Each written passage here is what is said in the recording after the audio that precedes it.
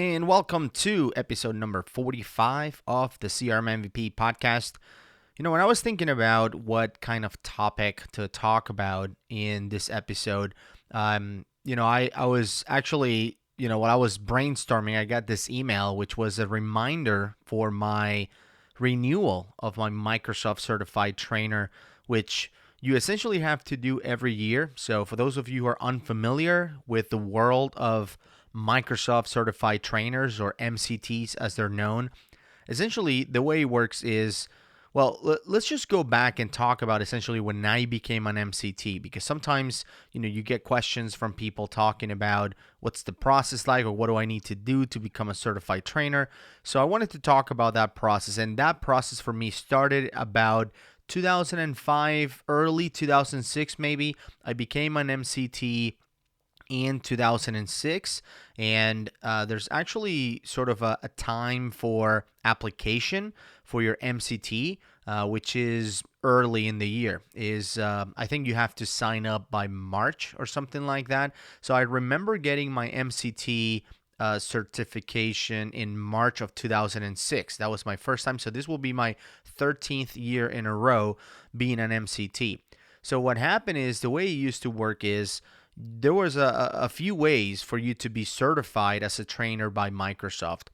In addition of obviously having the certifications and essentially a way to prove your knowledge about the technology that you wanted to teach, you also had to prove that you can teach. And back in the day, in 2006, there were actually a couple of ways you can do that. Number one, Microsoft used to, and I don't know if they do this still, I assume they still do this, they used to honor professional training certifications from other companies. So for example, if you were a CTT, which is a Citrix technical trainer, like I am, or I was, I guess, I don't know if I don't know if you lose that, I assume you do. They can honor that. Now I became a CTT in 2008, so I wasn't a CTT by the time I received my MCT award. They also, if you were a Cisco certified trainer, for example, then you can also be awarded the MCT based on that. So Microsoft, again, recognize other industries.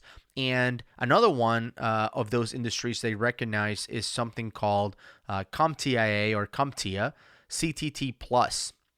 And the CTT Plus certification was sort of the CompTIA Technical Trainer certification.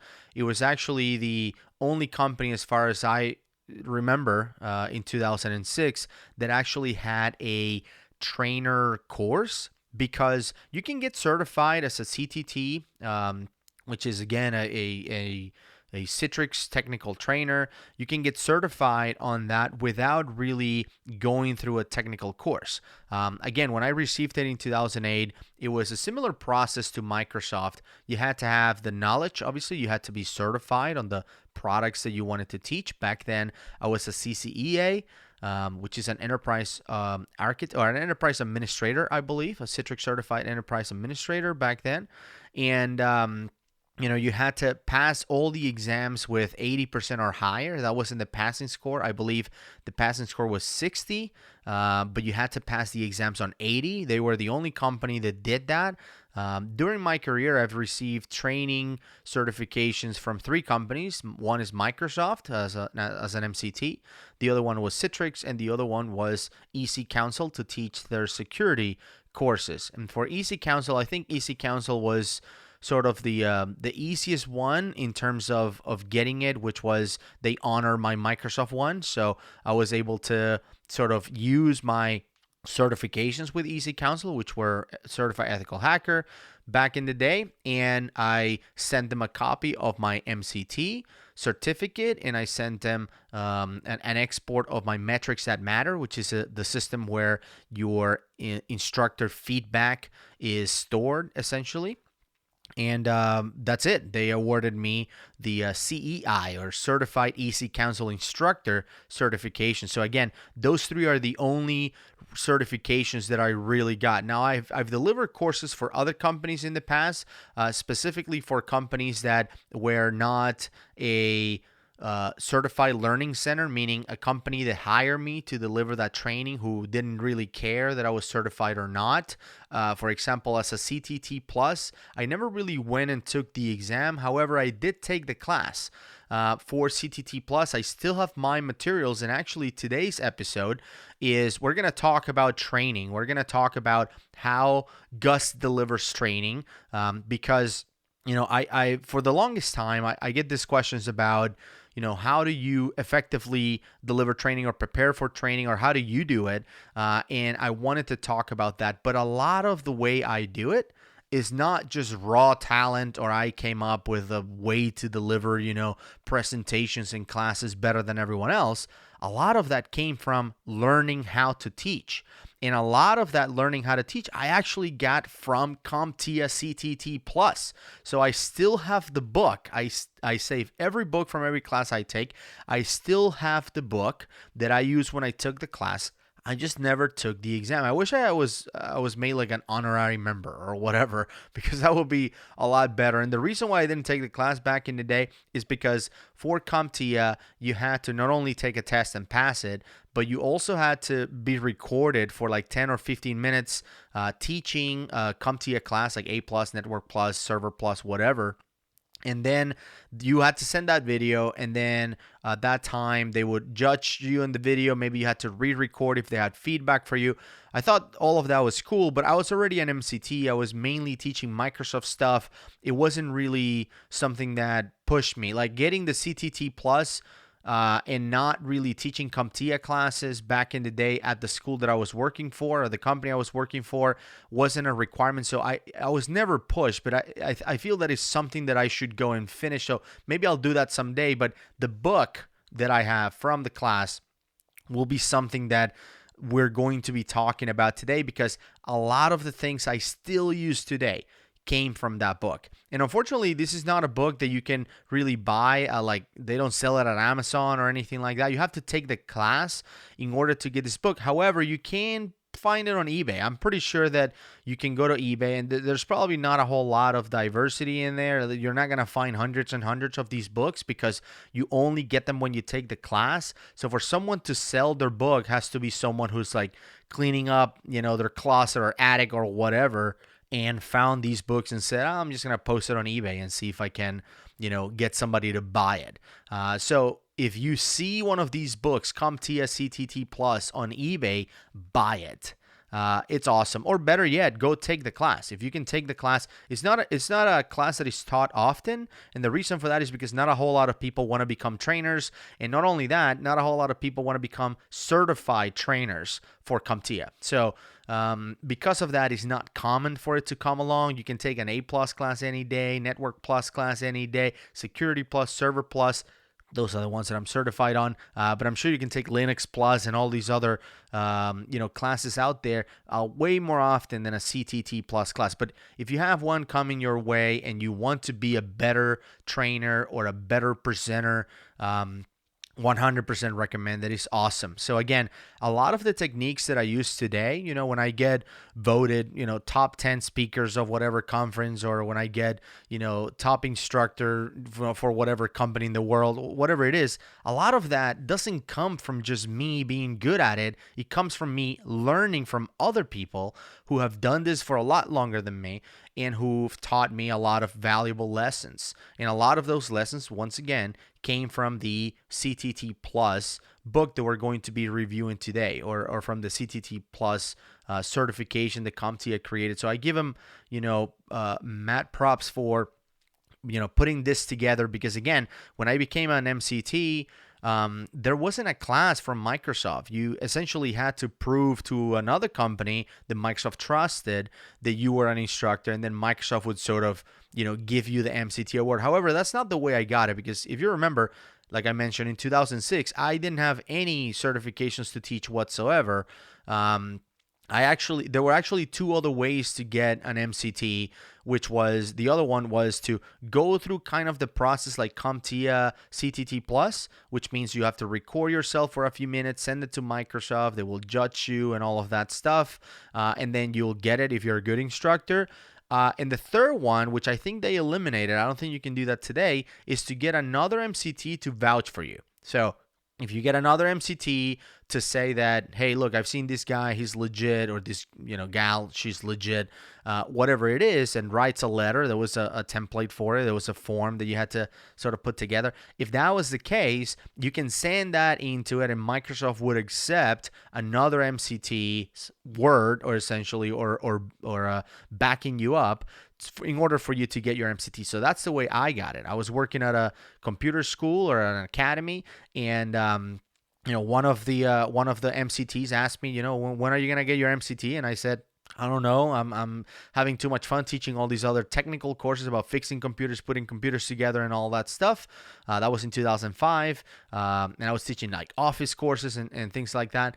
And they said, I think you're a good trainer, and I think you should go for it, and I would vouch for you if you want to do that. So once I got all my certifications, my MCSE and all that stuff, you probably are familiar with those certifications. Then he gave me a letter and a blessing, essentially, and I became an MCT back in 2006. Now, in order for you to maintain your MCT, you have to teach. You have to continue to teach, and not only that, you have to get feedback from your students, and you have a minimum feedback from 1 through 9 that you can hit. That you have to hit every year. I think is 7.2.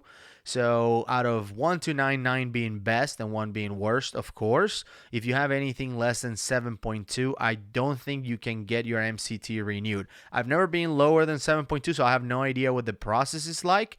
I also don't want to say that every year I was a 9, perfect 9. I've had years of perfect 9s, but that's not the case every year. However, I've never had it go lower than 7.2, and I don't know what the process is like. I don't think you will get kicked out immediately. I think that, I don't know, probably you have to reapply the next year or prove something. I don't know what the process is like, but I kind of enjoy that. I like that. I like the fact that Microsoft checks every year to see if you are performing, if you are still working and delivering courses. So that's great. Now, let's talk about becoming a better trainer. Again, I will be using my CompTIA CTT Plus book that I got when I took the class back in the day. I don't know how old this book is. Let me see. I'm going to open it up. All right. Let's see. It says, the contents of this training materials were created for the CompTIA CTT Plus exam, covering CompTIA certification objectives. They were current as of January 2006. So this is a 2006 edition, which is when I took the class, which is great. So that at least they used the latest book back in the day. But so it's 12 years old, 13 years old now that we're in 2019. But I'm telling you, like, a lot of these concepts will apply to us.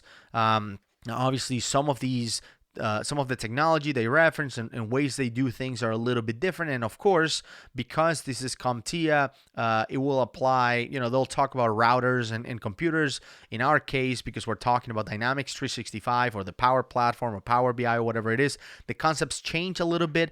But I'm telling you, the basics on how to train like Gus Gonzalez, essentially, are the same. They used to be 13 years ago that they are now. So if you took a class with me 10 years ago, it was the exact same thing. I've never really, I've evolved a few things or whatever, the way I approach, the way I prepare for things.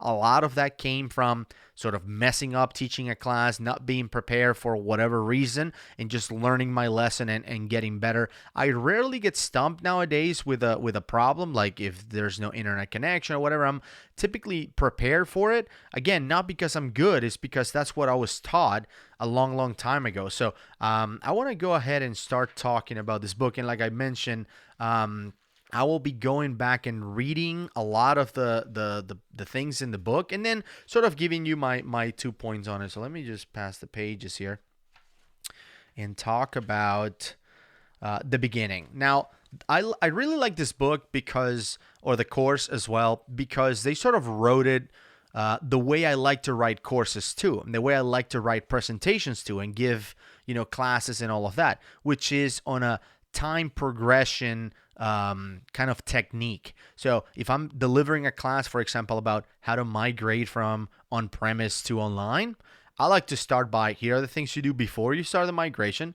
Here's the process as you start the migration. Here's what happens during the migration. This is what happened after the migration. And this is what happens, a month after or whatever it is. I like to start from beginning to end. And that's the way this thing was written, so it's pretty cool. So the first thing we're going to talk about is assessing needs. I don't think a whole lot of people do this. And sometimes you don't have time. In a lot of the courses that I deliver, whenever I get to deliver a class around the world, some of you listening to this probably took a class with me in the past. Sometimes you're not prepared, in other words, or you're not prepared in terms of understanding the needs of the students that are coming into the class. So let's talk about this. I'm going to read from the book. So the book says, assessment tools can reveal current experience, specialized needs, personal opinions, and even morale. The results can give you insight and helpful feedback so you can better meet the learner's needs and expectations. The first type of assessment tool that might come to mind for learners is a formal one in the manner of a test taken in a control environment. This type of tool can be used before the class to check for prerequisite skills. There are other types of assessment tools, including advisory committees, formal and informal interviews, observations, questionnaires or surveys, and research. Now, obviously, this doesn't apply to every class or presentation you'll deliver. You show up at an event like the CRMUG Summit or a Dynamics 365 Saturday event. You have no idea who's going to show up there, right? It's really hard for you to sort of gauge who's going to be in there and their level of sort of needs. They might be coming, like sometimes, you might have 100 people in a presentation. How can you know exactly what everybody is looking for and what they expect from the session? It's really, really hard. Back to the book. Keep in mind the good self-assessment tools include questions about experience, interest, and frustrations. Now, this is really important, and I think this section applies more to those of you listening who do training for other organizations or maybe within your organization. So if you're going to train a bunch of salespeople, it happens to me when I deliver Dynamics 365 implementation, I get to train the users as well. I always like to take time to assess essentially the experience, what are the needs they have, what's their opinion on the system that we're replacing or the system that we are implementing and they're learning for. All of that stuff needs to be assessed at the beginning of the training. Back to the book. Not only is it helpful to assess learners' needs prior to training, but also the organizational or management needs. You'll want to know what an organization expects from the training as well. And that's always important. I always like to ask the people that are paying the bill, for example, or that are, putting together this training session, what do you expect from the training? Sometimes the answers are different than what the users are expecting from the training. So it's always good to keep that in mind as well. Now, as part of you understanding and assessing the needs of the audience, it's okay to customize the content to meet the needs. I always dislike when I'm delivering a class that somebody else put together, somebody else who maybe, it's a content creator full time, or maybe someone who, teaches for a living and they never really implement Dynamics in the real world. For them to tell me that I cannot really change the way the content was created or whatever it is.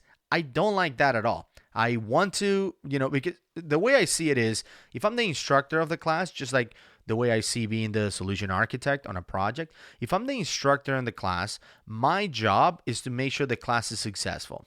Now, how is the class successful? The class is successful when the participants of the class actually came to learn something and they learned that thing and they took a lot of value back with them, right? In some cases, good deliveries or good classes can change someone's career. They can change someone's life. So I take pride and 100% responsibility for making sure the class is a success. So if I disagree with the way the content was put together, like if I'm trying to teach you, for example, how to create a dashboard in Power BI, and I get a training that was put together by who knows what, it doesn't matter if they are beginners or full-time trainers or MVPs. I don't care. If I disagree with the way the content was put together to teach you how to create a dashboard, right, then I'm going to be able to customize that content, enhance the content however it needs to be in order for me to be more effective. But there's a caveat to that. Let's get back to the book. So let's talk about modifying content and maintaining course integrity. So here's what the book says. When modifying content, you want to be careful not to compromise the original course design. Well-designed courseware will have an instructionally sound flow of concepts. In other words, concepts build gradually, and the sequence can be very important. When making changes, be careful not to use new concepts or vocabulary before they're introduced in the material. Now, this is really good, and I think this goes hand in hand with preparing for the class. And we'll talk a little bit more about how do I prepare to teach every single class or presentation I do. I follow the same exact procedure. I never just show up and wing it. There's a process to it. So we'll talk about that in a second. Back to the book. Also, when modifying course content, be aware of the ripple effect. Any additions or deletions of content can adversely impact related topics later in the course. For example, you might want to remove one topic to save time, only to discover that a later topic depends upon it. Likewise, you might introduce new content that later conflicts with another topic. So when considering this type of modification, you need to check the rest of the course for possible impact.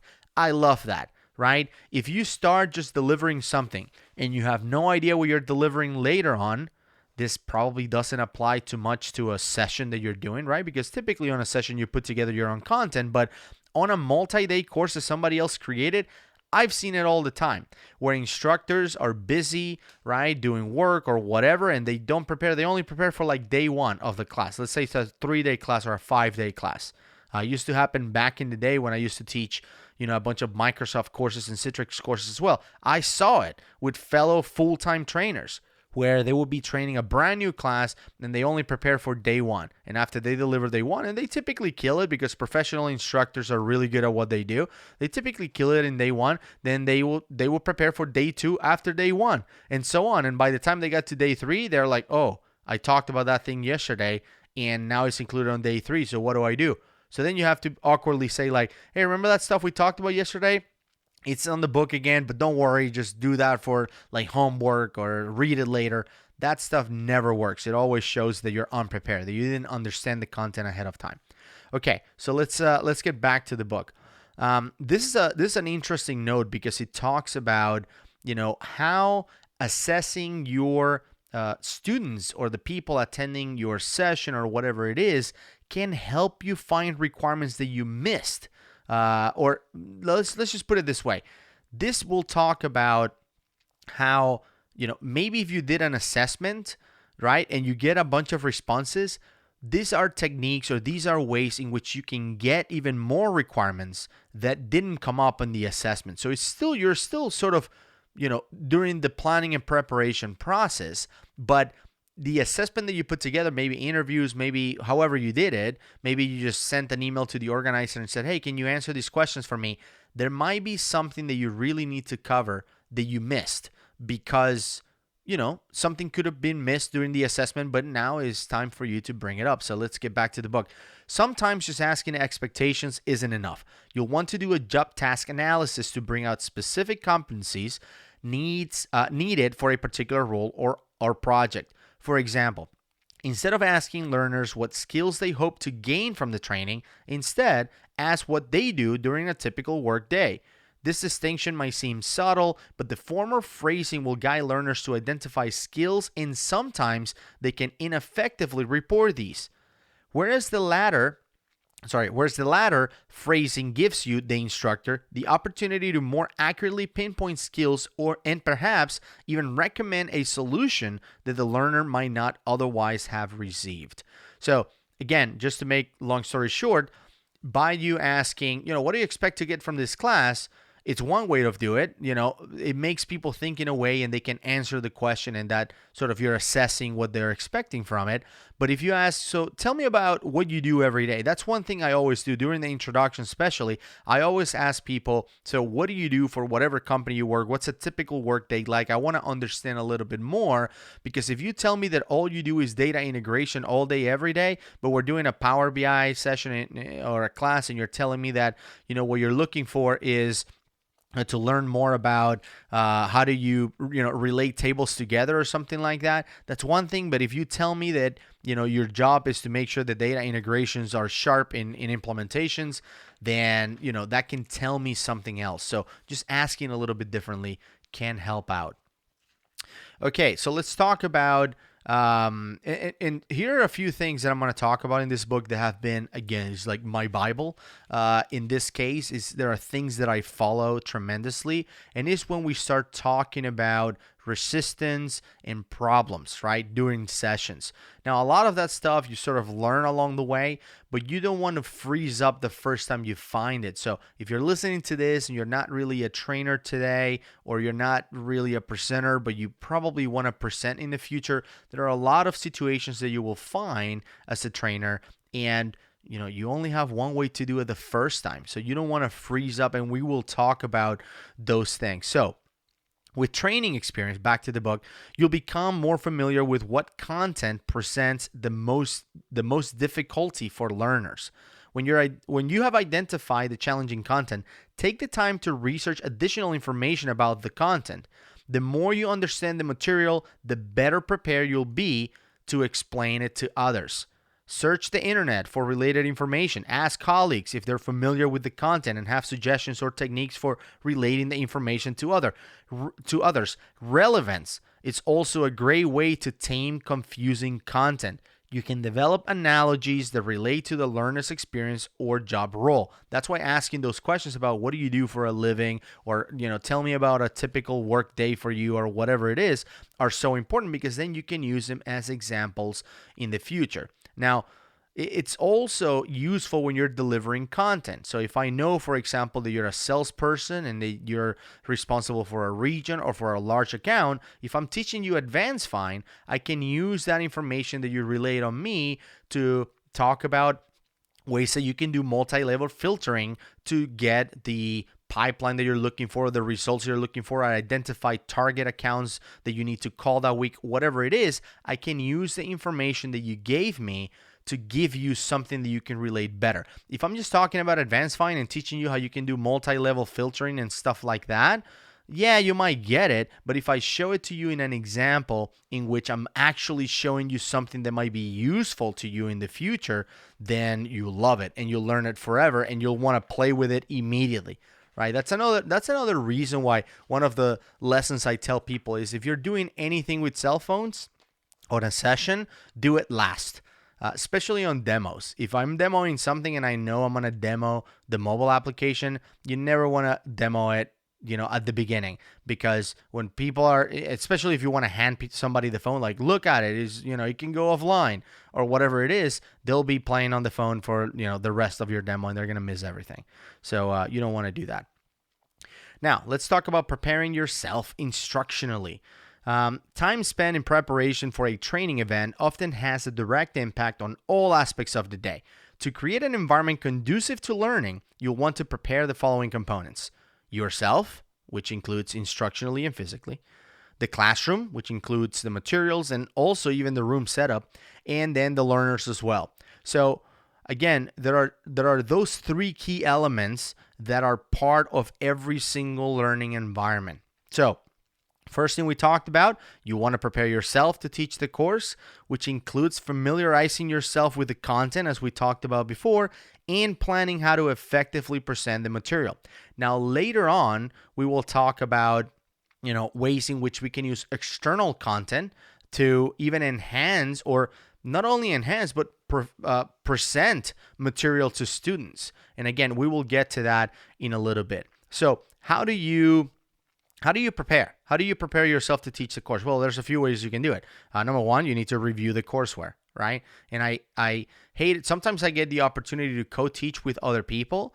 that have not reviewed the content. So, we get together the day before the class or whatever, and they might be super experts, which makes it easy for them, right? If I show up to teach a class about the XRM Toolbox with Jonas Rapp, he doesn't have to review the content. I know he's going to do a good job, but it would help if he reviews all the content and understands all the plugins we're going to talk about or whatever it is, right? So sometimes you show up to do a class and the other person, even though they're an expert, they haven't reviewed the content, which means they don't know, for example, which laps we're going to be doing, and that can be a problem. And I always want to make sure that I review the course where whatever we're going to be showing students or asking students to do, you want to review even if you're the world's best expert at whatever topic you're about to start talking.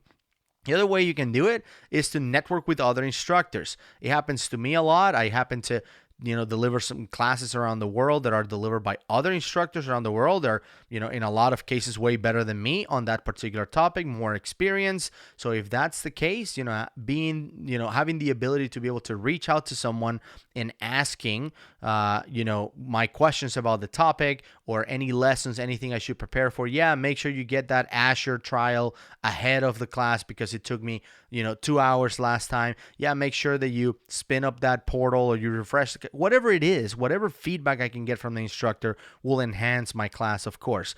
Research content, especially any content that you might find problematic to understand. So for example, sometimes I've seen this in a lot of classes where people take drop concepts out, but they never have any depth on understanding that particular concept. Like, I'll give you an example. I remember watching a session once where somebody talked about encryption and bring your own encryption and how you can have your own keys and all that stuff. And then somebody says, oh, that's cool. Does that work like this other thing? And they started asking questions and the other person was like, I have no idea. I just know that you can bring your own encryption kind of thing. That never, I never really liked doing that. I never really liked seeing that either. So again, if you're going to talk about a particular topic, do some research. If not, don't bring it up. Next thing, review the next course in the series. This is another thing that is really valuable when you know exactly what's coming up next. So if I'm teaching a customization and configuration class, for example, knowing that the advanced customization and configuration class will cover that topic in more depth, can allow me to, approach different situations. So if you're starting to ask me about iframes and forms and things like that, and I knew that they're covering that on the next class, I'm happy to say, look, in this class, we're going to focus on this because it's intermediate learning. However, on the level 300, the advanced customization and configuration, we go in depth when it comes to iframes and web resources or whatever it is. I'm just throwing an example out there. And then obviously practice your presentation. So go through the slides, practice, make sure that you have essentially everything under control. The other thing that I notice is when people are not prepared physically, and as we talked about, is you have to be prepare yourself instructionally, right? So understand the course, review it, all that stuff, but also physically.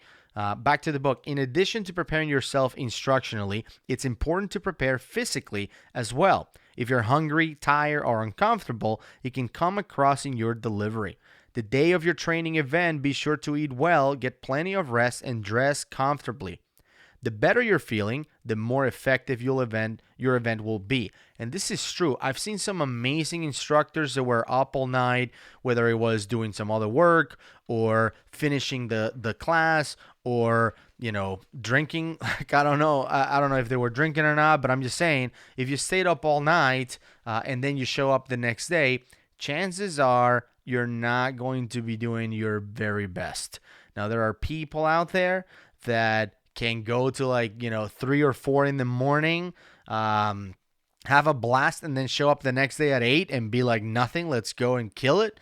But that's typically not everyone. So don't push it. Just be prepared physically to do it. And physically and instructionally are sort of connected. Like, you may know everything, you may have everything under control, but if you stayed up till 4 and then you show up at 8, man, you're going to be so tired you might forget a lot of the stuff that you thought you knew.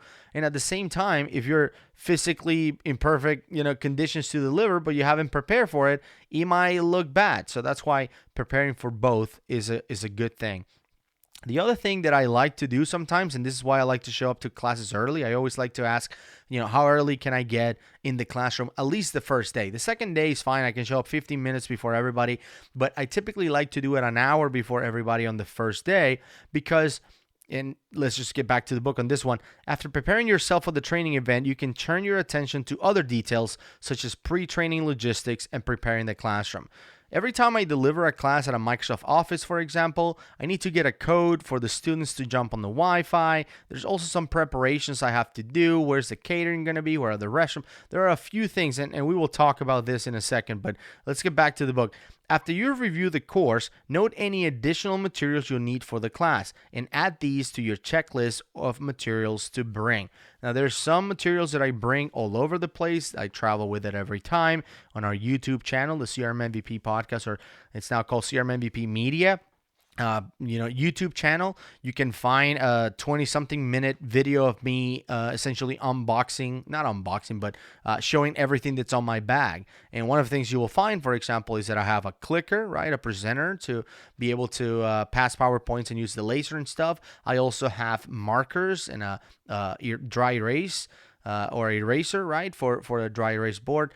And so I'm always prepared, for stuff like that. Now, I always like to use the stuff they have on site. So like, I don't use my markers if they have markers, as long as they work. I don't use my clickers if they have a clicker, but it's always good to have a backup just in case. Now, there are another thing that I've done in the past is I've changed the seating arrangement. It happened to me at Extreme 365. I deliver a few classes at Extreme 365 this year. I showed up in a class and it was like, what's it called? Like, if you think about all the different ways in which you can configure a classroom, it looks sort of like a banquet, right? We had like round tables and everybody sitting like in round table. Like, no, this is not cool. Like, not at least for my learning, my learning experience. Now, if we were doing something like also at the Extreme 365, we did the Innovation Challenge, then yeah, maybe round tables are cool because we're going to work in teams and teams have to work in things in a group and they don't have to pay attention to a speaker. That's fine. But, being mindful of what your room is like and what type of delivery you're going to be doing and, what kind of technique you're going to be using to deliver that particular training is it's very, very important. So there are, again, several ways in which you can arrange a room. Back to the book. Based on the content of your course, you'll be able to decide which seating arrangement and equipment you'll need. For example, if the course lends itself to a small group discussion or you would like to use video media, you may want to select a chevron or a herringbone agreement. Now, again, there's several agreements. In the book, there's like 15 different ways to configure a room or a classroom depending on what you're trying to deliver. There's V-shape and, conference squares and there's all kinds of different ways, and the book does a really good job about if this is what you're trying to do, this should be your configuration. If that is what you're trying to do, then use that instead. But back to the book. If the site is not configured in this way, you'll want to alter the seating to accommodate your needs. After deciding on a seating arrangement, you can then position any other supplies, resources, or materials appropriately around the room, right? So again, this is why I like to show up an hour before on my class, because sometimes you don't even know what room you're going to be using before you show up for the class. So it's good to come early or as early as you can and make sure that everything is organized. Now, hopefully, if you did all your preparation the day before or the weekend before or whatever it was before your class starts, then you don't have to do any preparation for yourself physically and instructionally the morning of the class. You can just focus 100% in preparing the class and also do a little walkthrough, right? Before the learners arrive, you'll want to create a welcoming, safe environment. And I'm reading from the book again. When learners arrive, orient them to emergency procedures and control the environment aspects of the classroom, like, temperature and lighting and that kind of thing. So let's talk about that. Other environment factors that impact comfort and safety include room ventilation, temperature, lighting, external noise, and cleanliness. If the room is stuffy, perhaps you can open a window or turn on a fan to circulate air. Check the room temperature and adjust as needed. Now, not just the temperature of the room and the air circulation, but lighting is also important, right? And also, like we mentioned before, dealing with external noise. After taking steps to ensure a safe and comfortable classroom, continue to monitor the environment and the learner's reaction to it. Ask participants if they're comfortable and if there's anything you can do to improve their comfort. Also, be aware of the nonverbal reactions. This is a big one, guys. This not only for comfort level, but for other things. Also, like to see if they're even getting the content that you're delivering. But back to the book. If people are putting on sweaters, it might be helpful to turn up the heat, right? So again, just look to see how everybody's reacting and trying to decide, whether you should, make some changes to improve the comfort level in the room. Now, again, this is everything you do in the morning, right before you start the class and you start welcoming students. So what happens as the training begins? Let's get to the book. Setting expectations is critical and influences the overall satisfaction of participants. At the start of the event, go over the general plan for the day. Explain the schedule, including breaks, meal arrangements, labs, and the estimated time of conclusion. If the course includes activities outside the classroom, explain those as well.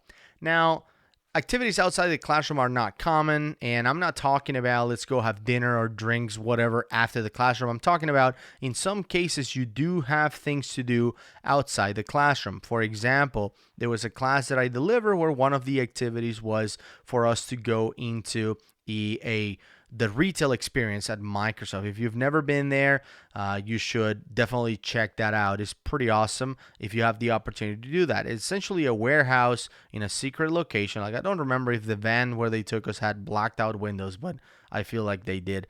And then essentially they drive you to a warehouse where they have like a shopping center essentially set up with a bunch of different stores and the latest technology from Microsoft. Some of the technology might not ever be released, but it's pretty impressive. And that was included as part of our class. So talk about those things. There might be some other things where you will be splitting everybody into different groups so they can work in separate rooms together. And you need to explain that, we booked these other 3 or 4 rooms across the building or across the campus. This is where we're going to work. We're going to reconvene here, or we're going to go eat lunch at the cafeteria. Whatever it is, you need to make sure that you set those expectations specially. It's back to the book. It's especially helpful to provide an overview of the material being covered. This gives learners an opportunity to see if their interests will be included. If not, perhaps they're in the wrong class. Also, clearly state the prerequisites for the event and be sure all participants meet them. If someone doesn't meet the prerequisite requirement, they can impede the progress of the event with questions or can leave very unhappy if they're unable to receive any benefit from the event. Really important to give people the chance to decide whether that's the right training event for them or the right session. If you've ever been on a session with me, you know that I typically ask people, hey, this is what the session is going to be about. If you're in the wrong place, or if you already were on my session a year ago when I did it or whatever it is, you can go to another one, and I give people the chance to step out. Now let's start talking about contingency, because that's one thing that you notice on, again, that video that I went through my bag, and I started talking about how I carry 2 of everything, or at least 2 of the things that are critical, like my computer, for example. I always carry 2 laptops with me. So how do you prepare for a contingency plan? Let's talk about the book. Let's talk about it in the book. It's possible to encounter a problem that interrupts the class and cannot be resolved promptly. In this case, you'll need a contingency plan. The better prepared you are, the more effectively you'll handle one of these situations. Now, honestly, this could be something that you prepare, for example, with a copy of your PowerPoint presentation, if you're going to be using a PowerPoint presentation. If you're going to be using video, especially if it's video from YouTube, for example. I do play some YouTube videos once in a while from different approaches or demos or whatever it is somebody else created. It might be more of an expert, and we can talk about that in a little bit. I download those videos. If you just go to Google and search for, YouTube downloader or something, it's super simple. You just enter the URL and then you're able to download it in MP4 or whatever it is. So every video that I know I will be using in a class, I download it locally on my machine. Now, there are some times when I remember a video and I play it like on the go because I feel that it's a good time to cover that. But, if I know that I'm going to be showing something, then I download it and have it locally. Now, again, it's impossible to prepare for everything. If you're teaching an Azure class, that kind of requires Azure. And, if Azure is down or if the authentication, essentially network of Microsoft is down or something like that, it's hard to prepare for that. The cloud doesn't come down often. So, you cannot just have a backup cloud on your laptop, right? It doesn't work like that. But some things that I've been able to do in the past is that if the Wi-Fi is down or the, cloud is down for whatever reason or whatever, I like to cover a lot of theory. So, let's go through a lot of theory. And as soon as the network comes up, we'll be able to go back and do labs or whatever it is that we're waiting for. So always try to work that out in place. Now, the biggest difference is that when you're delivering a class, you'll be teaching adults. And the book talks about that. So let's get to that. Adult learners are very different from younger learners. The better you understand your adult audience, the more effective your delivery will be. Adult education is generally voluntary. The adult learner arrives at class expecting specific results relative to their prior experience and perceived outcomes. Perhaps they're preparing for a new job or they want to become more efficient in their present position. If they surmise that the class won't meet their needs, they'll probably drop it. To engage an adult learner in training, you must clearly demonstrate the following. And these are, by the way, sometimes referred as the 3 R's. Those R's are relationship, which is the fact that the material actually relates to what they need. Relevancy, the training must be timely and appropriate, right? Talking about functionality that is important for them to learn or functionality that is still in place. I've seen sometimes people, teaching classes that are talking about things that are not even available anymore. Like I saw somebody talking about the data loader a couple months ago. Like, what are you talking about? Okay, number 3, the third R is responsibility. Adult learners assume responsibility for their own learning. You can't force them, right? You have to do it. You can fail them either on some of these trainings, right? Or most of the trainings, you cannot fail people. So adults will take ownership because of it.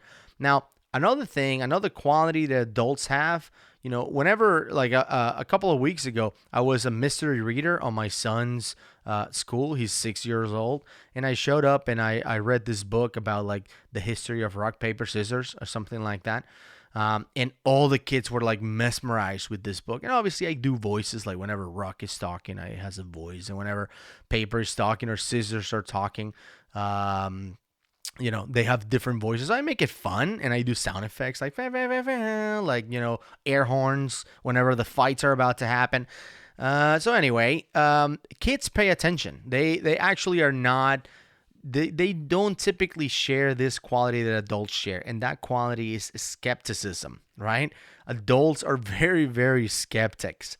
Very, very skeptic. So let's back to the book on how to deal with that. Adults prefer to try something out before accepting it.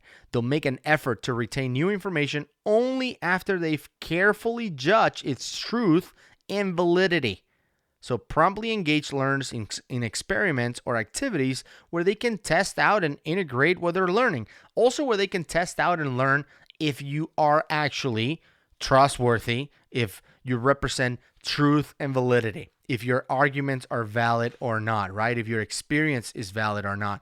And I'm always surprised when some of these instructors who are complete whiteboard consultants that we have talked in the past, are pretending out there that they do this for a living or that they are, they have all of this experience or whatever. It's like, you don't think people realize that? Like they take the class and then they're like, wow, I thought I was going to get a lot more from that. Like, I feel like I wasted my time.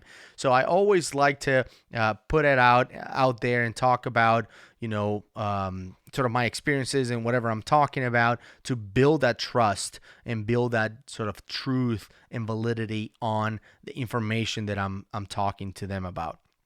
Now, as you deliver the class, there are several delivery methods you can use. Obviously, we know that we can just stand there and give a lecture, but I typically stay away from those. And the reason for that is that I feel that, especially in the industry that we are, when it comes to Dynamics 365, having discussions, sort of group discussions, is better, where we're learning from each other. And the other thing is that I'm never going to have the experience that my students have had, because they've worked in different projects than me. They've worked with different customers. They found different issues and pains. And because of that, I want to hear those things, because I don't know those things. I can learn from them.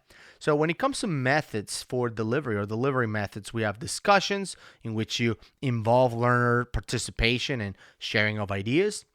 You have brainstorming, which includes creativity, right? So we're not just talking about, what do you think about this? Or, what's your opinion on that, on best practices? What do you think about managed solutions, right? That's a discussion. Let's talk about managed versus unmanaged. When it comes to brainstorming, it will be like, let's think about, how can we resolve these issues? Or what would be the perfect mechanism to move functionality from one environment to another, or whatever it is. Now we're brainstorming. The other one, obviously, like I mentioned, is a lecture, or perhaps including a lab. You're following steps in there, but there's a couple of other ways that you can convey information for customers and teach them something. Demos, right? You can do demos, which are great for visual learners. I love doing that. It's essentially, an opportunity to sort of give people the experience of hands-on to an extent, but they're highly guided and safe, right? You're following it yourself. Now, these are not, I'm not talking about demos that are choreographs, or, you have a script that you're following exactly and clicking on the same record every time. That's not what I'm talking about. I'm talking about demos where you're showing people, things and be able to be a little bit flexible. If I'm doing a demo of how I create a workflow, I'm probably never going to do the same workflow twice. When I'm doing a demo about creating workflows, I'm always going to come up with a different idea every time. And I typically open it to the audience, because there's nothing you're going to break, right? So we start with, well, what are we going to do? A real time or a, background workflow? Real time. Cool. Let's do a real time, right? So you can do it on the fly, but you're controlling it. You still control it. You know how far you can go. You can spend 2 hours creating a workflow. You can spend 5 minutes. So you're still, safe. Let's just say, quote unquote. And the other way to do it, and I don't do this enough, I feel like I should do it more. Maybe 2019 will be the year to bring this up a little bit, is role playing, right? Role playing is another way in which you can essentially motivate people to learn, or provide a learning experience for students. Of course, this is useful for raising awareness, especially when they need to play something like a customer, or when they need to play the other side, or whatever it is. It opens people's eyes tremendously. Creative thinkers love role playing, right? And it can be pretty humorous too. It can bring some humor into the classroom. So again, I'm trying to give them a real world, or a real life experience. And in a lot of cases, role playing can be close to that. It can be close to real life, because people will essentially react to it the way they would react in the real world. If you haven't listened to the episode where I talked to Paul Slade, so go back and listen to that. I think the title of it is Stand By to Get Some. Paul talks about training they did with Navy SEALs, and where the Navy SEALs play the role of a customer that was unhappy with a project, and how they escalated and sort of talked about and complained, and to see how some of his team members dealt with that, with a customer that was irate about a project not going well, or whatever it is. Go back and check that out. It's pretty awesome. Now, let's talk a little bit about scenarios in classrooms that are not as expected, or that are not as desired. For example, how do you deal with two kinds of people? And this will happen to all of you if you're presenting in sessions, or if you're teaching classes. This will happen to you. You're going to be, at some point, you're going to find someone who's a dominant person who wants to control the conversation, answer every question, whatever. Or you're going to deal with silent groups. And I'm looking at you, Finland. Every time I go to Finland, everybody's so quiet. I can't wait to be back, though. I love Finland. But back to the book. Let's talk about dominant people. If someone begins to dominate a discussion, encourage others to participate more. If others' participation is not forthcoming, this happens sometimes, especially if the person, this is a side note, especially if the person being dominant is their boss, well, how do you deal with that?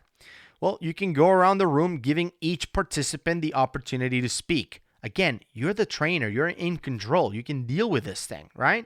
You can also divide the group into smaller units of 2 or more participants and solicit responses from each subgroup. I love that.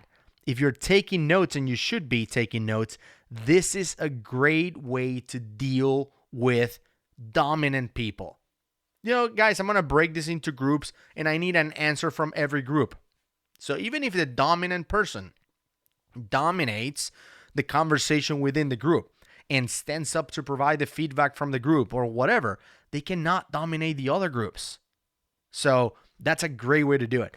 Another approach, back to the book, is to ask questions that require only a yes or no answer and don't allow for any long conversation.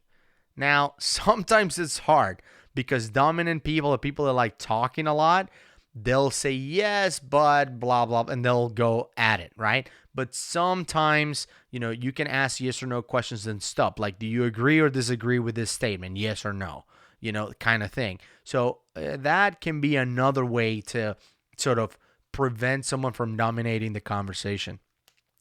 Now, these are called, back to the book, these are called convergent questions, often converging on one right or wrong answer.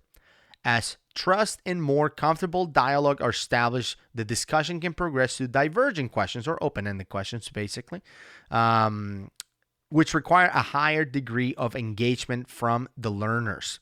Now, how do you deal when the groups are quiet and they are not participating? Silent groups.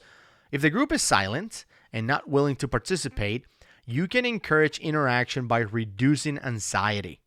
Break the group into subgroups. Reinforce comments without being patronizing, of course. Or ask questions related to participants' expertise or interest. People like talking about themselves. So ask them a simple question about themselves.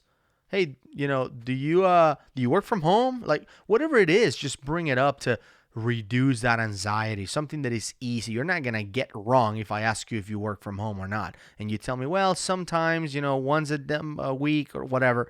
You're not going to get that wrong. There's no wrong answer. Even if you lie, you get it right. You want to avoid arguments during a discussion. However, if an argument or heated discussion occurs between two people, thank the arguing parties for their input, then ask the rest of their group for their comments on the subject. People like feedback too. So if I know there's a discussion like managed versus unmanaged, blah, blah, blah, two people go at it. Okay, guys, thank you. That was great. What's everybody else think? Let's see what everybody else thinks. I promise you those other two people are going to stay quiet for a second and listen to feedback. So that's another way to do that. So let's move on here and talk about delivering content and testing comprehension. So frequent and short practices are always way more effective for comprehension and transfer of knowledge than waiting for one big activity or lab at the end of a long session. I never really understand why people do that. By the way, do this, where they have like a 3-day class and they say, guys, day 1 and 2 is all, lecture. I'm going to just talk for 2 days. And then day 3 will be all labs.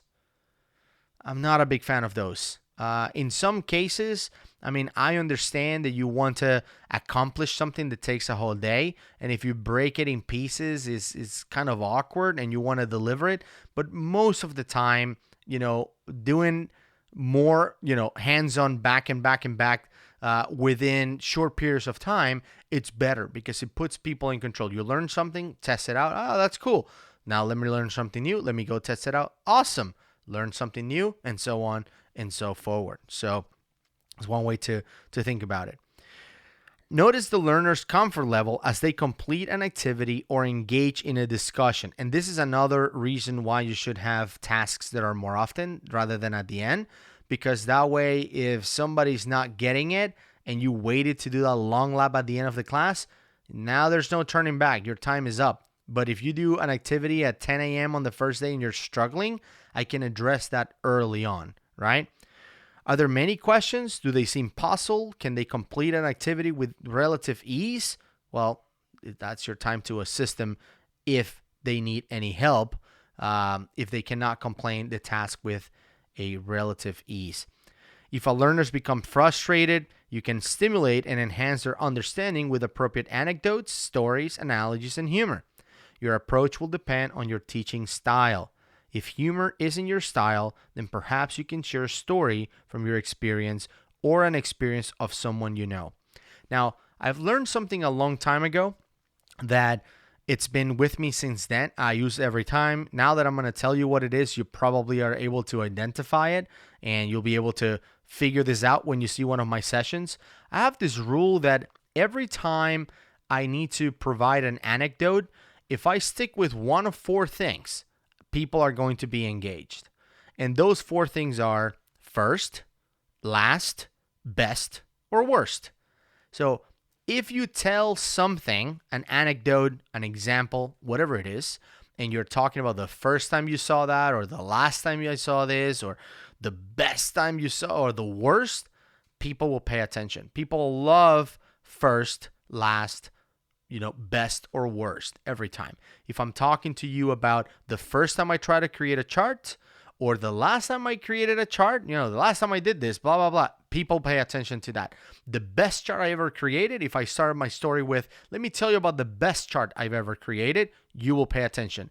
If I started with, let me tell you about the worst chart I've ever created, you will pay attention. So first, last, best, or worst.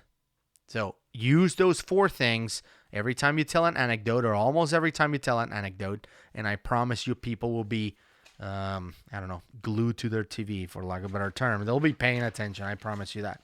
Okay, so let's talk about using instructional media. Now this is the gut check moment, right? Do I do this or not? So if you're grading yourself or comparing yourself to this, pay attention on this one. Instructional media can help you reach a wider audience. One well-designed video piece or slideshow could satisfy both auditory and visual learners. But keep in mind that these tools are meant to augment your instructions, not to replace you. Oh, that is such a good sentence.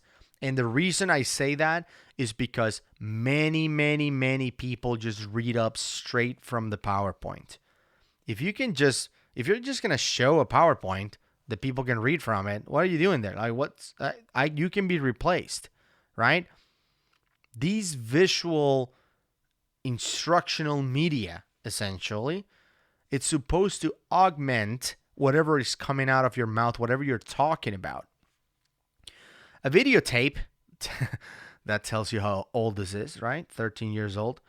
Can bring a subject matter expert into your classroom who might not be able to attend otherwise. Because of the professional and often scripted nature of this medium, it's a very powerful way to deliver a consistent and well-presented message. I use that all the time. And I was just talking about how I like to download YouTube videos if I know I'm going to be covering that.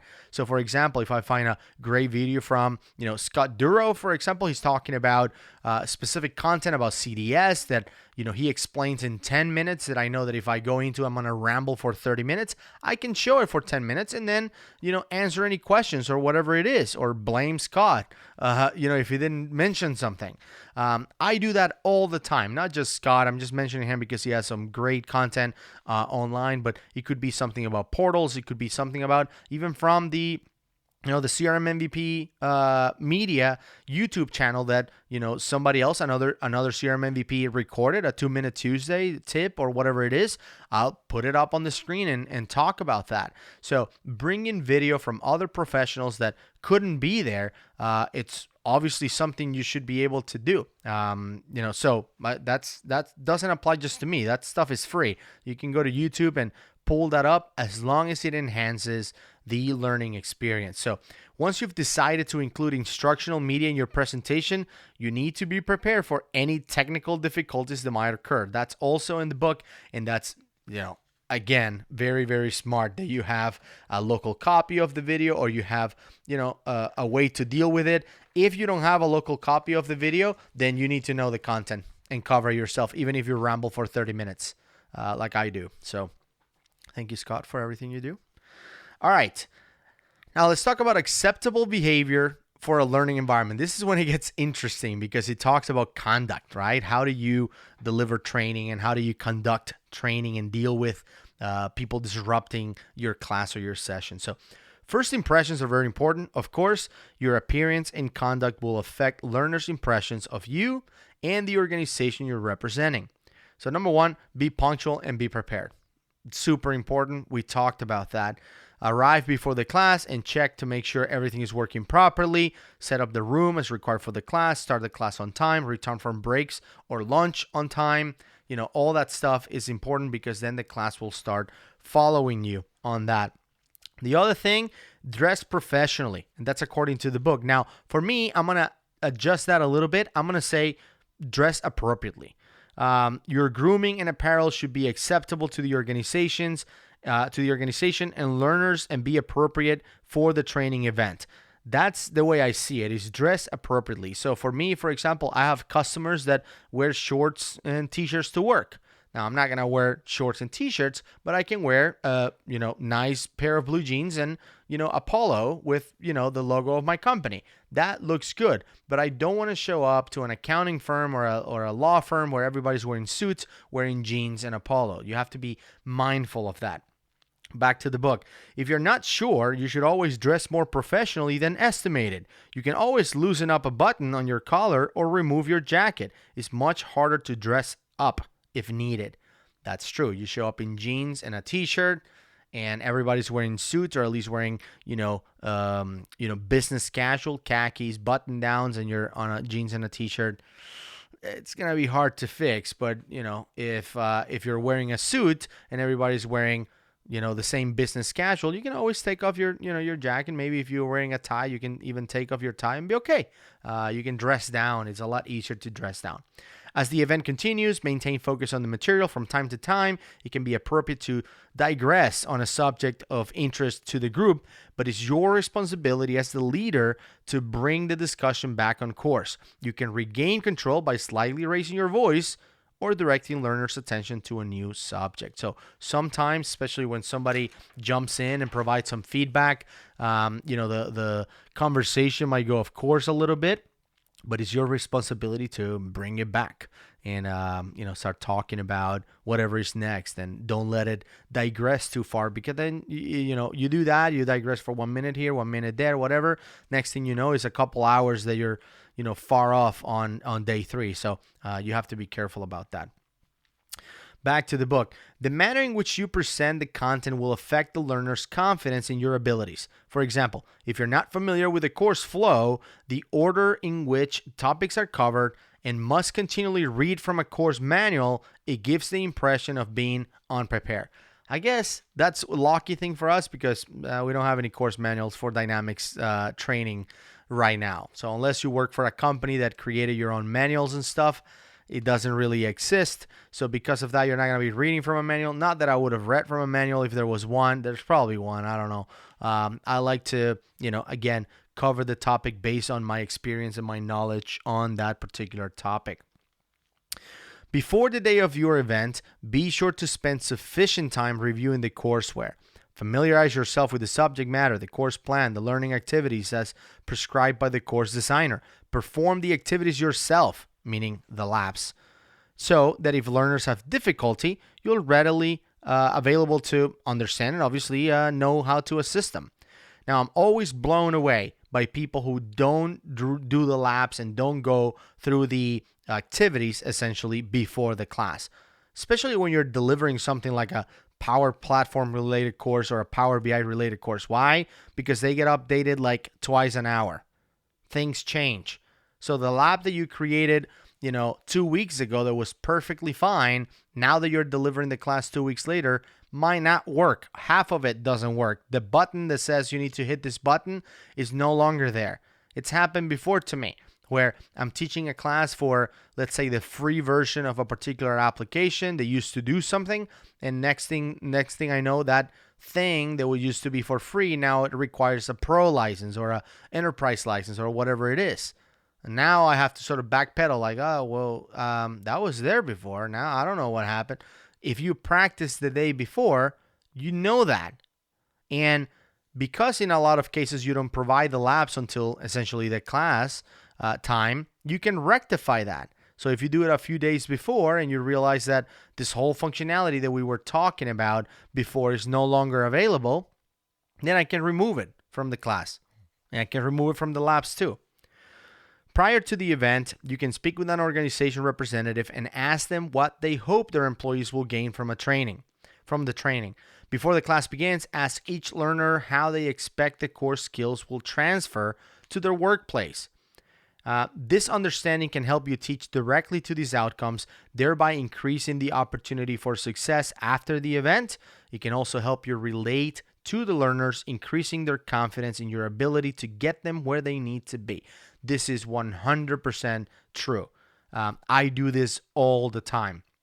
Recently, for example, I was in Canada, in Edmonton, and I was teaching a class full of, up and coming consultants from a partner, out in Canada, a large organization. And, when we were there, we were talking about, how do you become a functional consultant? It's a whole week, boot camp that we put together. And one of the things that I ask is, why are you here? Like, why are you working? Well, we just won this massive contract, and a lot of us that were doing other things like Azure or whatever. Now we are on the Dynamics team, and we need to learn, and we're going to help with the functional side of the implementation. Great. Tell me about the project. What is it that you're talking about? And they told me it was about an organization, in the government that do. I'm not gonna go into specific, but let's just say that they have a particular workflow and the way they qualify and provide the benefits. And every single example that we did on that class for the rest of the week was about that specific organization, that specific area of government, that specific project. So imagine if you spend a whole week learning how to customize Dynamics. I'm just going to use an example. Let's say you told me that you're doing an implementation in a law firm, in a large law firm. And I just spend a whole week telling you how you need to customize for a law firm, how business intelligence solutions would apply in the case of a law firm, how, you need to, follow duplicate detection, whatever it is, everything about your project, you'll feel way, way better knowing that what you've learned can translate to your job environment. In this case will be you on the new project that you're part of, right? Back to the book. With all this groundwork, there might be still questions that arise for which you're not prepared. If so, don't be embarrassed or feel inadequate. This happens to all the trainers from time to time. Not having an answer is not failure. How you handle such situation will determine your success and whether or not you lose credibility. During my lifetime doing training, and I've been doing training since before I started working with Dynamics, I've had to interview some people sometimes. And sometimes I've had to interview people for technical jobs when it comes to Dynamics. And if there's something that I hate more, the most out of interviewing people is when they lie to try to make an answer, to make up an answer for something they don't know. Like I would ask somebody, I was a technical lead at a company and we needed to bring more people into the team. And I would ask them a super complex question that I didn't even know about until like a week ago, that it took me 2 weeks to resolve, diving through the registry editor of Dynamics CRM or whatever to try to figure this out. And I would ask him a super complex technical question and they will make something up that was completely like fabricated, made up, like, oh yeah, no, I know what you're talking about. No, you don't know what I'm talking about because no one knew what I was talking about until like 2 weeks ago, right? After having tickets open with Microsoft, working with the guy who invented Dynamics, nobody could figure this out until 2 weeks ago. And you're telling me, anyway, I'm not going to get into too much specific, but I hate that. So let's get back to this. The worst thing you can do, and I agree with this, by the way, the worst thing you can do is make up an answer on the spot. At first, this might seem appealing because it gives the appearance that you know what you're talking about, you know the answer. But if you're wrong and the learners discover this, you lose credibility and trust instantly. That's one thing I 100% do is when I don't know, I say I don't know. I honestly don't know. Now, there are ways to deal with that. It's not just to say I don't know. And this is back to the book, a more professional and successful approach is to acknowledge the question. For example, that's a good question, Tom. Next, admit that you don't have the answer at this time and tell the person, what you're going to do instead.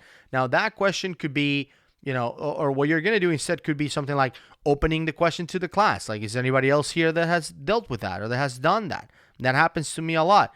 Somebody will say like, have you ever, created a Power App for, this type of customer? No, I haven't done it for that type of customer, but has anybody else here done it for that type of customer, right? An enterprise customer or a government entity or whatever like that.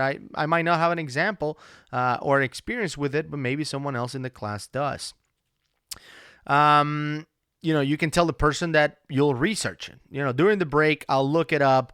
Or, I have my friend Scott Duro, who's an expert. He's a subject matter expert, and I'm going to ask him. Scott Duro doesn't sleep, by the way. Fun fact, if you didn't know that, he's always online on Skype.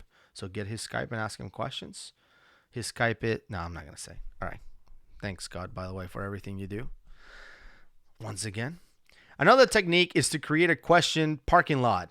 When you note unanswered questions to be addressed later, for example, if a question comes up that's out of scope and it's 100% appropriate to park the question, right? Until it's better answered. Like outlining expectations, it's always better to set this expectation before the class begins.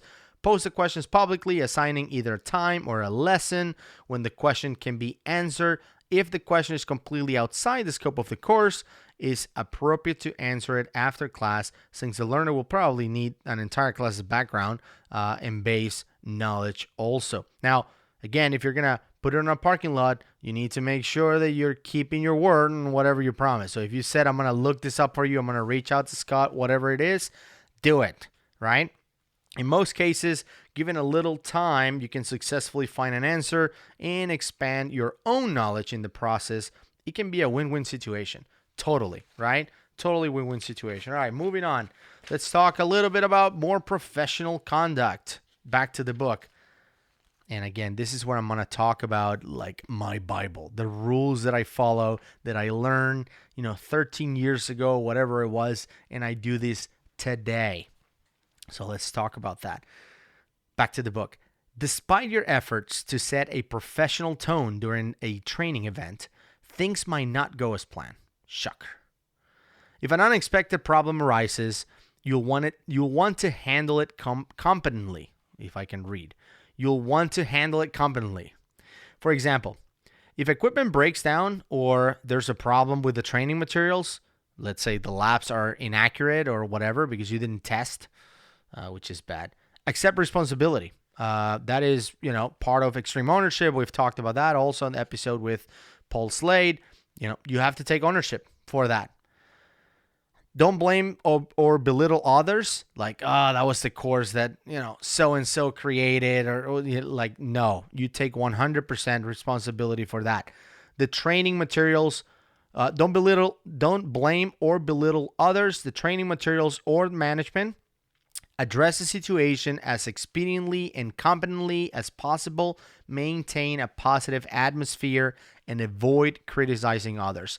You need to take 100% ownership of the situation. If you're presenting a session at a conference and your Wi-Fi is awful, I really, really, really dislike to hear, sorry guys, it's the Wi-Fi or whatever. Like, well, you knew that the Wi-Fi was going to be bad.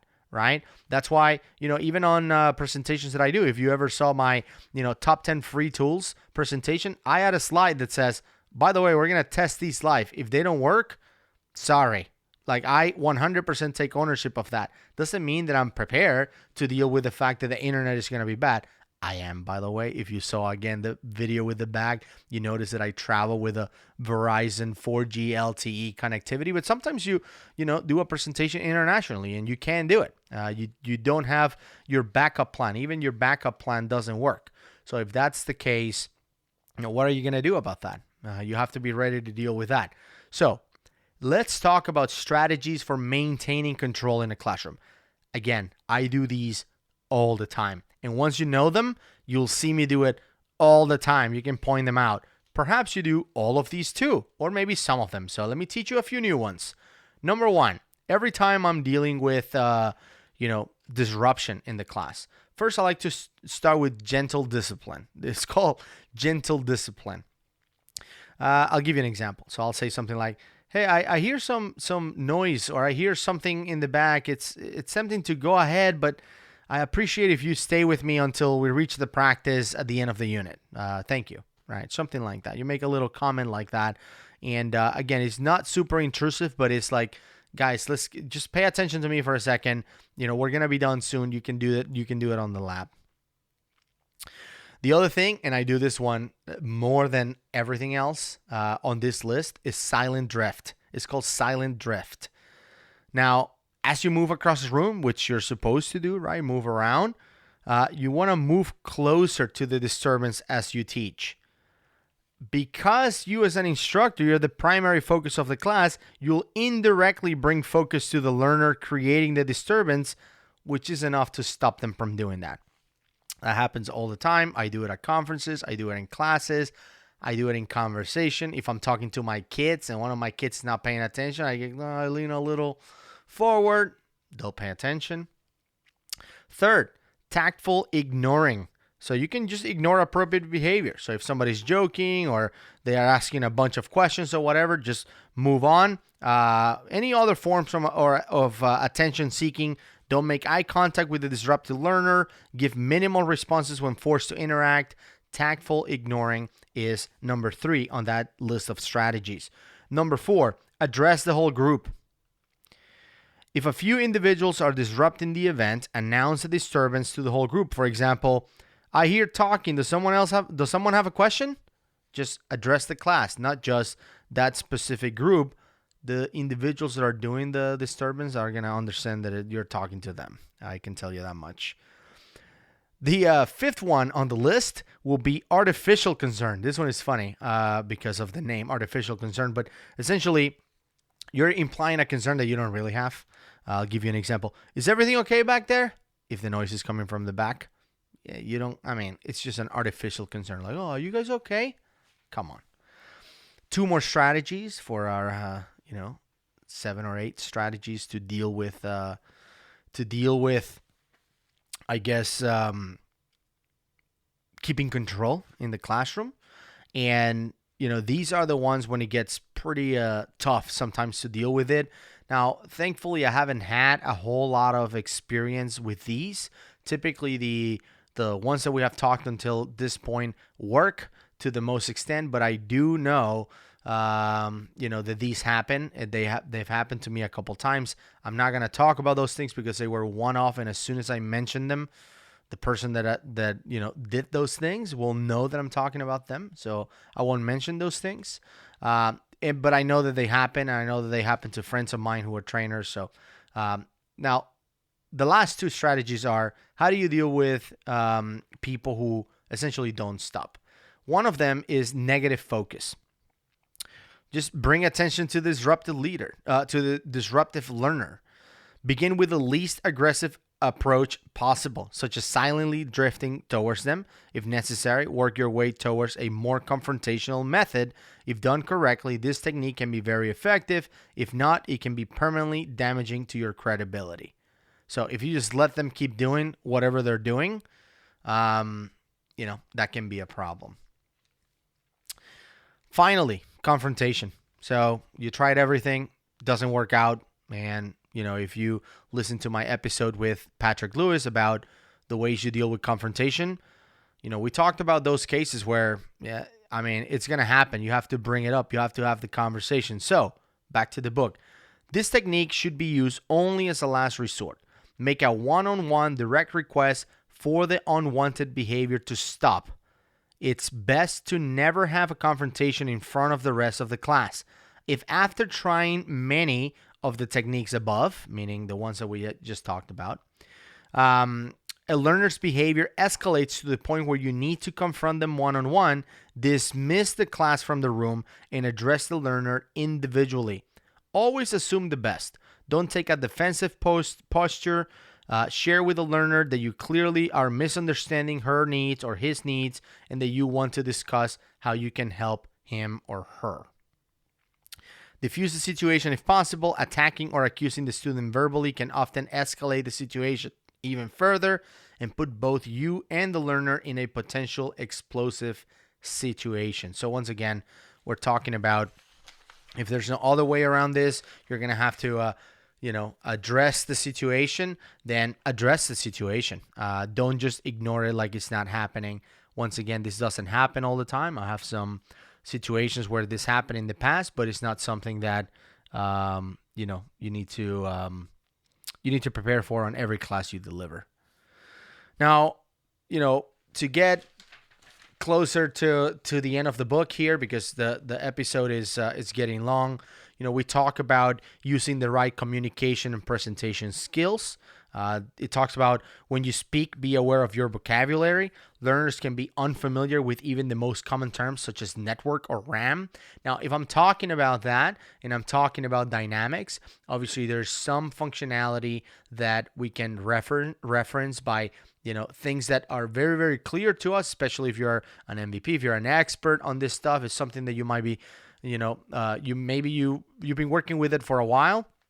But, for the students are not something that they know about. Maybe you're saying, IIS, and you think that everyone should know what IIS is. Maybe you're talking about CDS if you want to talk about something new, or CDM and CDS, right? You're talking on top of those two terms. Sometimes you start looking at people giving you those weird looks like, what? CDS, CDM? Which one is he talking about? Okay, back to the book. Use clear everyday language and define technical terms as you introduce them. Tell learners that there will be times when you'll need to use certain technical terms when appropriate.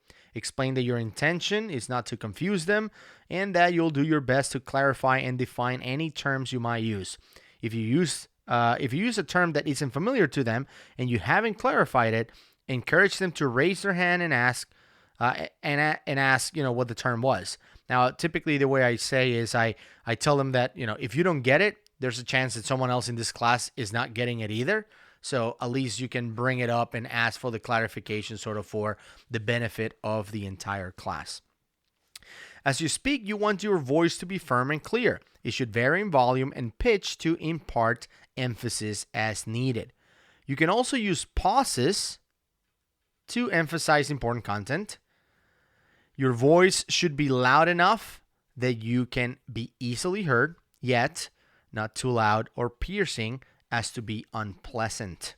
Also be aware of your tone. That's the part of your voice that expresses emotion or feeling.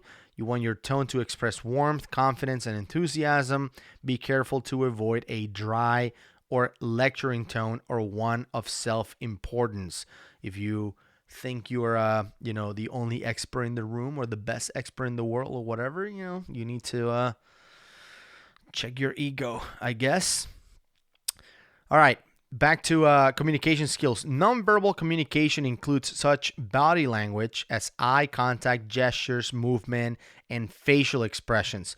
Even the absence of speech in the form of silence and pauses can be considered nonverbal communication. These behaviors all impart meaning. And I've noticed this. There's a lot of people, even MVPs, people who are, 100% experts in what they do, and they know that, that they're really good at what they do. They avoid eye contact. Even in presentations, sometimes it's weird to, be on a presentation with someone who you've heard a lot of great things about and you're excited about getting into this presentation. And then they're just looking at the floor or their computer or like, what?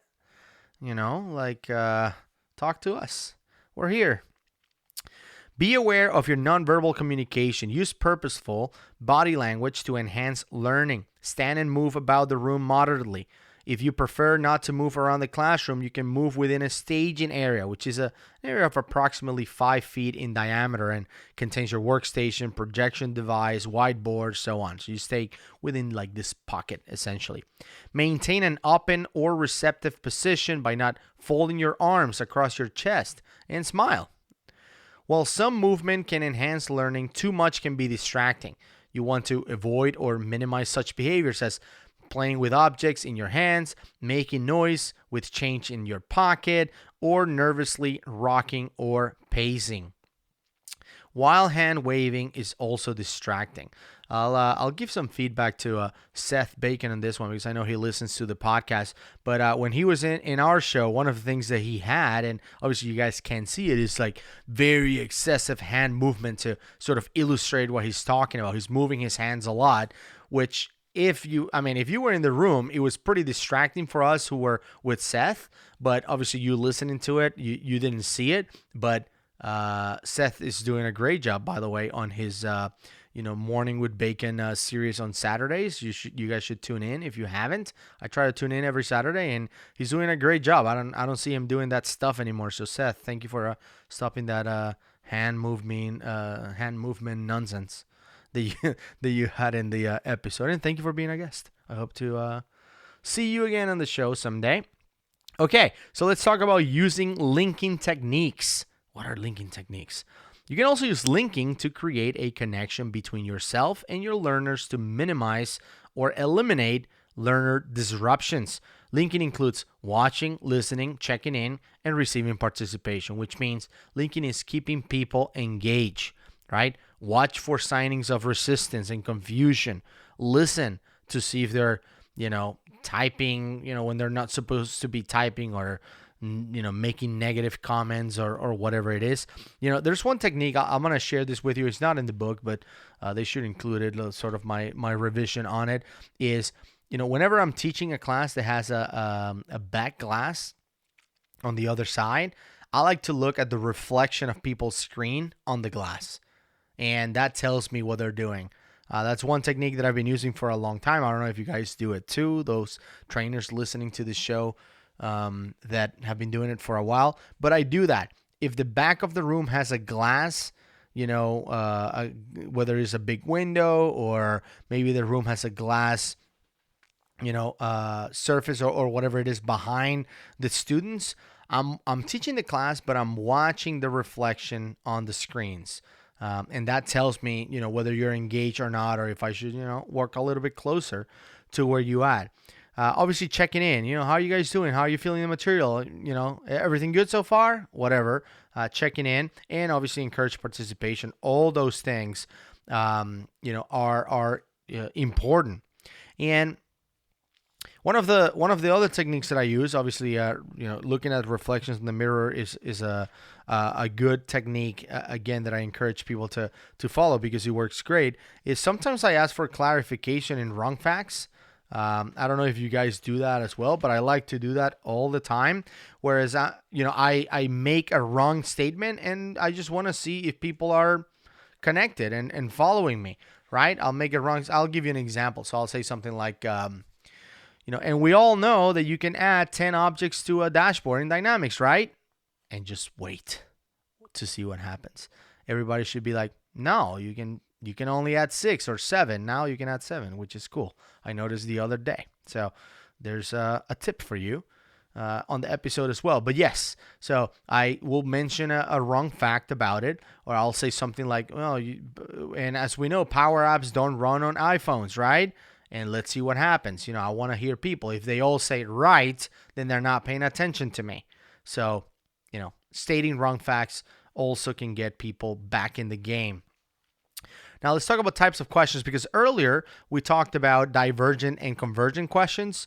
Now, the reason why I talked about those two types of questions is because, even though as a podcaster and someone who interviews people for this show and other things, I hate questions that are not open-ended. I want to ask questions that allow people to sort of think about it, expand on whatever they want to say. I don't want to ask like, hey, so do you use Mac or PC?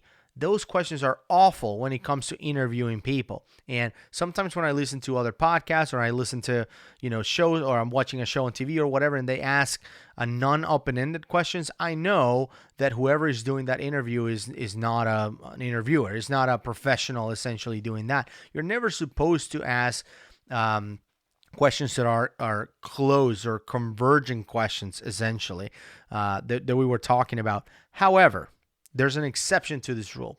I like to ask convergent questions early on classes, especially when the questions are easy to answer, right?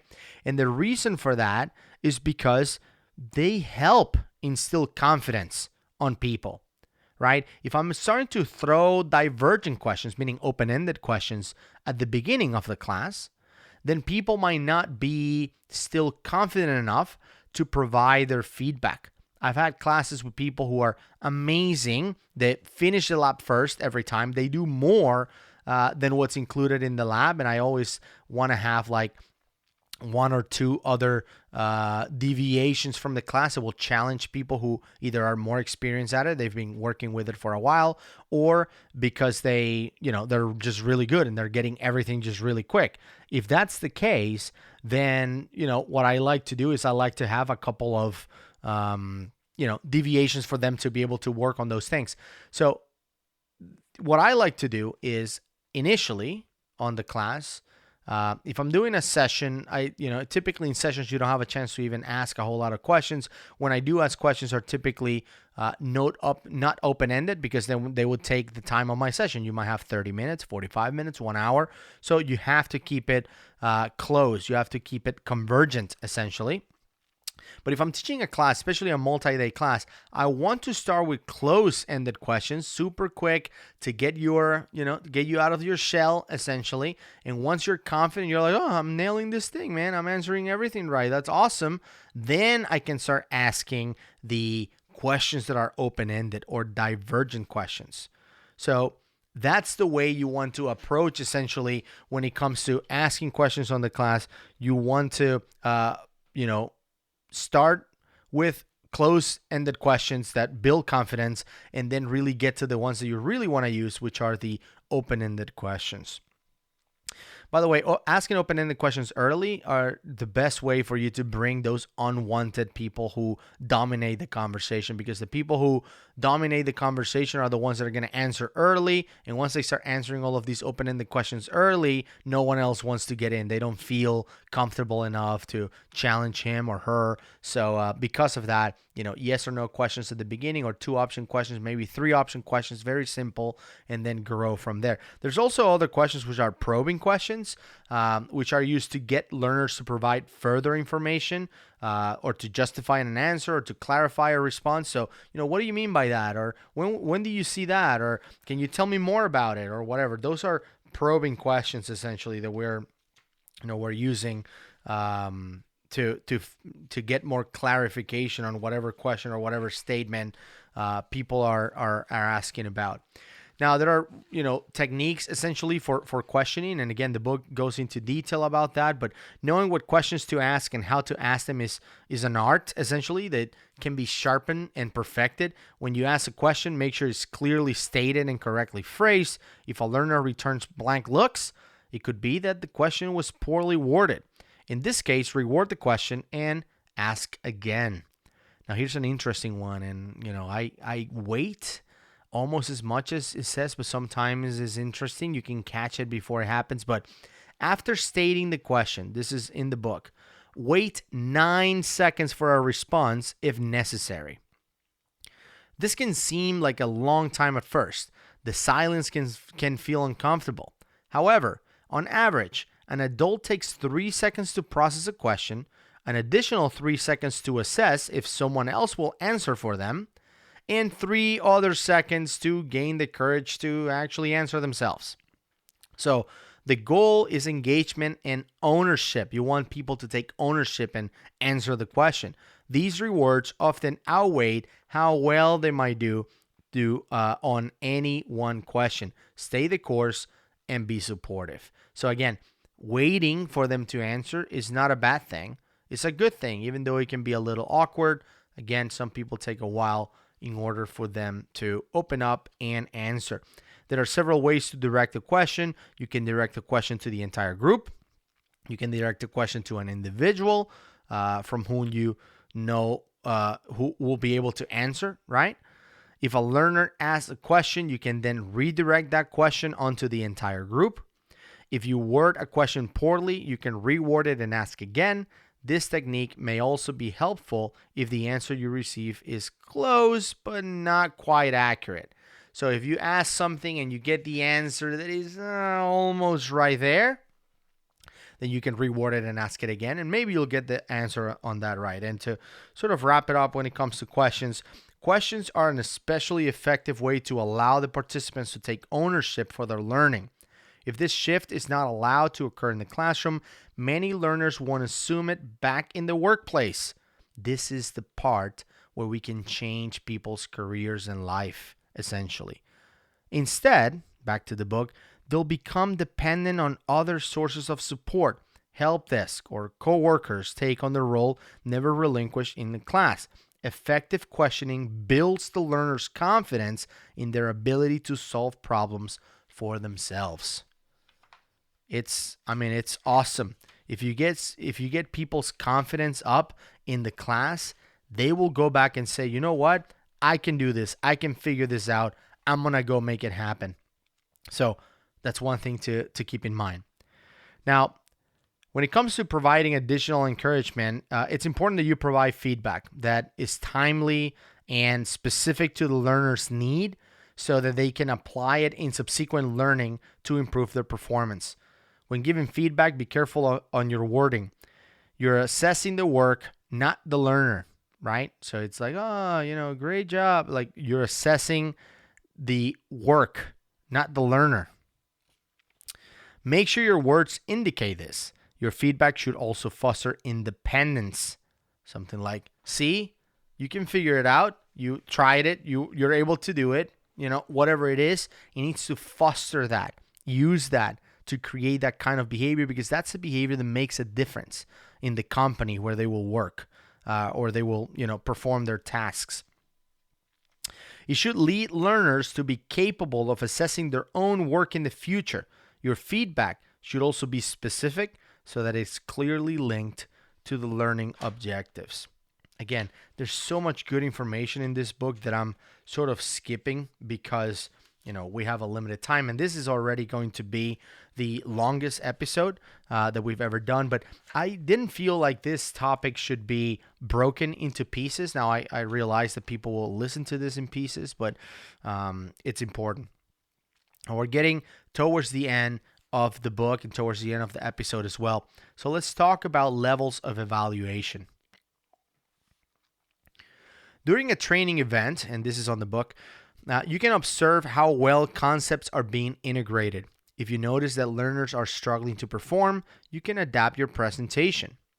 Now, Dr. Donald Kirkpatrick of the University of Wisconsin designed a 4-level approach to evaluate training. Each level is progressively more complex to sort of gauge, the trainers or the learners' level essentially, and to evaluate how your training is doing. So level 1 is reaction. Observe the reaction of the learners to your training. Consider yourself in the customer service business. You want to make sure that your learners receive the best training available. You can do this by asking questions throughout the class regarding how the experience is going and how well the learners think they're comprehending the material. Now, don't confuse these responses with true skill transfer, but they can often be indicators when a learner isn't doing well. They can sense when they are not getting it. So students are like, I don't know if I'm getting it. So again, it doesn't mean, it's not about the skills or whether they got it or not, but it's good, to hear from them. Level 2, which is learning. Test the skills and knowledge developed by learners during the event and compare them to a pre-class assessment. So by the end of the class, you guys learned this, yes, you guys learned that, etc., and compare that to the pre-class assessment that we talked about earlier today. The results can be illuminating. Level 2 is strictly skills assessment and is very objective. Either the learners can answer the questions or not, right? So can you guys talk about this? Can you do this? Do you know how to do that? Yes or no, right? And then compare that to the objectives from the class. Level 3, which is behavior. Test whether the actions of the learners have changed due to the training, and if so, to what extent. Now, we talked about being more independent, sort of taking ownership. If you can tell how different they were from day 1 to day 3 or day 5, that's something good, especially if it's good behavior. that you observe. And level 4, which is results, examine the overall results of the training. Did production or quality increase? Do these results correspond to the original intention of the training? So all those things are ways to do. And actually, Dr. Jack Phillips, which is a world-renowned expert on measurement and evaluation, added a 5th level to Dr. Kirkpatrick's model. Level number 5 being what's the ROI? What's the return of investment from the training? And this is something that maybe the organization will be able to answer better, essentially, for you, because being able to go back and understanding that, yes, the people attended this class because we were looking for new functional consultants for this project or whatever. In the example of the class I delivered in Canada, actually I delivered 2 back-to-back classes for 2 fully packed rooms of people. Whether they can go back and say, absolutely, these people are now in projects, they're delivering projects, whatever it is, and this absolutely was able to connect to what we wanted. This is exactly why we brought you here, all that stuff. So ROI is something important to measure. Now, a lot of the feedback that you're going to get, whether it is in terms of, learning or behavior, whether it changes their behavior or results or ROI, all of those things can be then applied to the future classes so you can do a better job next time. And, I tend to have evaluations on every class I deliver, whether it is privately or publicly, and anyone can sign up for them. There's always an evaluation because I really want to push myself to deliver a better class every time. There's never a perfect class. I always want to make it better and better and better. So I always ask people, please fill out an evaluation. If you don't think the class was perfect, no problem. Give me whatever score you think is right. So if it's a scale from 1 to 9 and you think the class was a 5, was meh, right? No problem. Tell me it was meh, but tell me why. So next time I can make it better, right? So your experience can actually improve future deliveries of the same class. Not just for me, but if there's other instructors doing this too, that's feedback that I can pass along. For example, the labs were horrible, the virtual machines were slow, whatever it is. That's the kind of feedback I can pass along the way to improve the classes for other people in the future. So I always tell people, don't feel obligated to give me 9s or 10s or whatever the perfect score is. If you think the class was perfect, well, thank you so much for that. That means, I've been doing my job correctly and preparing for this thing and doing it right. But if you don't think it's perfect, tell me why so I can make it perfect next time. So that's important to close up your session, your call with feedback, right? Get that information, make it better for next time, and keep getting after it. So as I mentioned, thank you so much to everyone who tuned in for this almost 2-hour long episode 45. We'll see you on the next one, but as always, follow us at CRM MVP Podcast. I do get some emails from time to time from people asking me about specific topics or asking me about guests or to interview people for future episodes. I love those. Any feedback that you have, send it over our way. You can, again, follow us on Twitter at CRMMVP Podcast, or you can email us at info@crmmvppodcast.com. I have to catch up in a few emails. If you're listening to this and you send me an email and I haven't responded to you, I promise I will do that. I've been a little behind on emails, but I will get that done. And again, thank you so much for tuning in. Hopefully this episode was useful for you. I can't say enough good things about the CTT Plus certification. If you have a chance to go take it, go for it. If not, at least try to get the book and read it.